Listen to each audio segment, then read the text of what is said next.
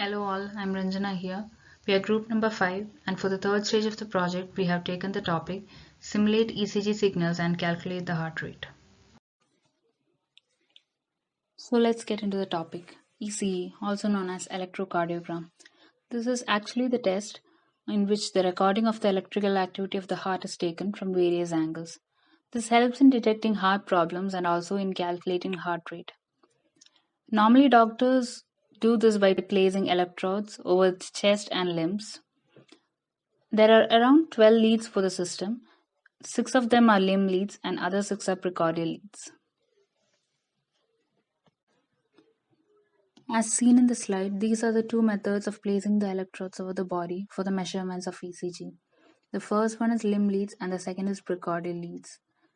The limb leads are measured by the theory of Einthoven's triangle.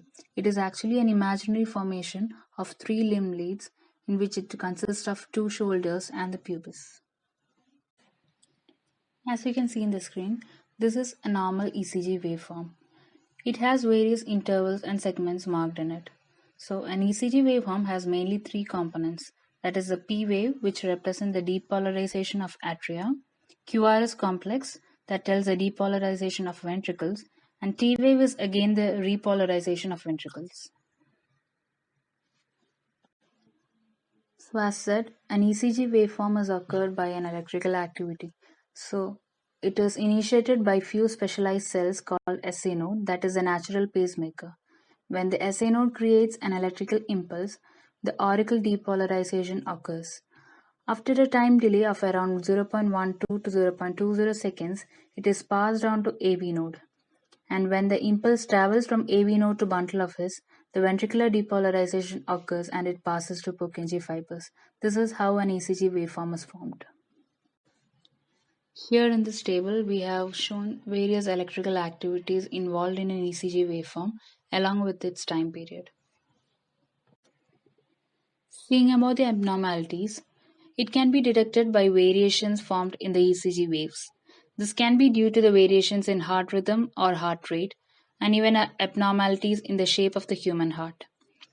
This can also be caused due to electrolyte imbalances and side effects in the medications.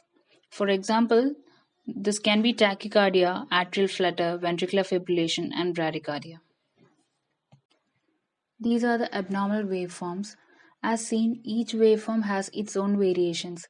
This can be due to the abnormal shape of the heart, rhythm irregularities, or even the heart rate.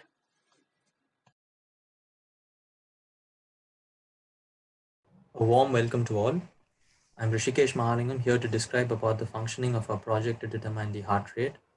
Due to the pandemic situation, we were not able to perform the heart rate calculation in real time. To compensate this, we are using a VI package installer to simulate the ECG signals.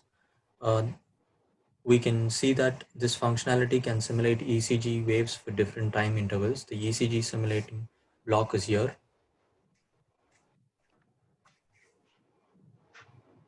This can simulate a heart wave at different heartbeats per minute and for different time intervals. And to make it adhering to the real-time scenario, we can add different levels of noises as shown here. The power noise 0.05 millivolts, and the output of the entire upper limit comes to 1.2 millivolt. We can also simulate ECG waves for different heart conditions like that of a normal one, the tachycardia or the hypoalkemia and different conditions. So for our project, we simulate ECG signal for a period of 15 seconds and with a noise of 0.05 millivolt. Post simulating, we filter the signal to remove these noises using a bandpass filter with different cutoff frequencies and a bandstop filter with 53 and 47 cutoff frequencies, and also a denoising filtering technique. So post this, we can see the filtered signal in this graph.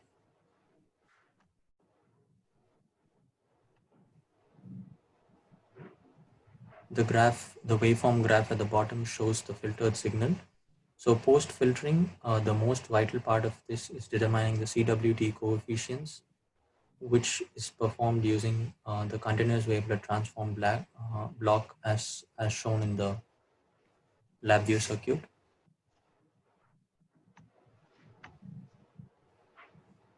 The CWT coefficients block is here, and we are using a DB06 wavelet with scales fixed at 30 and a time interval of 1.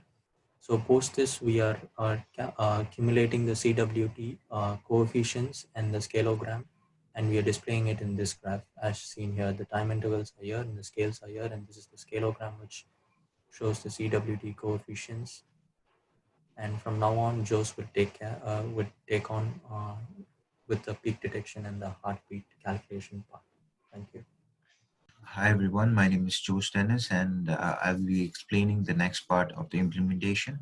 So as Rishikesh explained, we obtained the CWT coefficients and the peak, the R waves characteristics, higher frequency information, and the R wave band spectrum can be used to calculate the peak or the RR interval. So we are using a peak detector which detects the CWT amplitude, and we in this implementation we are using two peak detectors, one to detect an average amplitudes in the CWT coefficients, and taking a mean and a percent of it is used as a threshold to accurately detect the R wave. So the peak detector VI has an output breakdown locations where the samples at which the R intervals are detected, and this is used and loaded into an array where we obtain the time it took for an RR interval in a second, like per RR interval in seconds, and then this value that we obtained is divided 60 is divided by 60, and then we obtain the heart rate. So as an experiment, simulating hyperkalemia heart rate with 60 and noise level of 0.05 at 50 hertz, we can check whether we are getting the amplitude or the heart rate.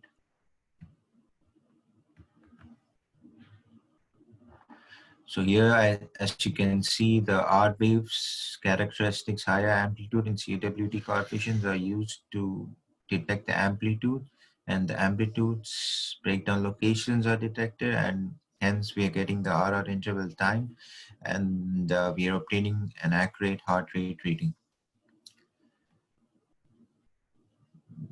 Trying it with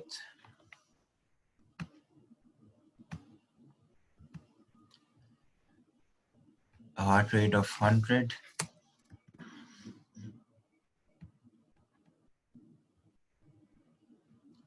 So you can see we obtain an precision heart rate with the standard deviation of plus or minus 1.